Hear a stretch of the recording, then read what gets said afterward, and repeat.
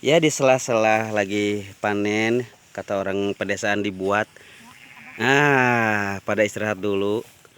Ada Kang Jaka, Teh Diat juga, Ate Obay juga. Ada personil Kang Ohar, Teh Wit belum ya. Metis. Nah, kalau orang kota itu nyebutnya apa, Bi? Orang kota nyebutnya apa? Rujak cuka. Rujak ya. Rujak ulek. Rujak ulek. Apa ini ngagarayam, Bi? Panggebalkeun, Bi? Lain hilud. Oh, bisi rada soak. Bagaimana, Bibi? Baru sebagian? Yang sangat melelahkan. Jus murah. Disponsori oleh jus duren. Sponsor jus duren buatan Kang Asep Noyod. Ini diperkirakan beres berapa jam lagi, Bi?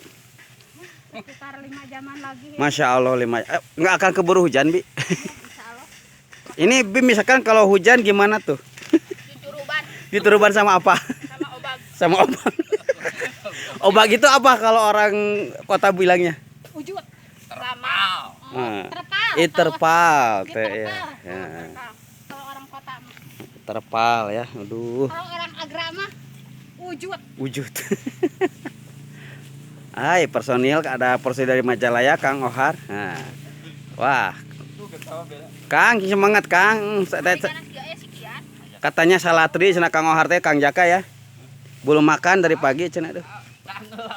Daang dulu, daang itu makan ya, makan dulu.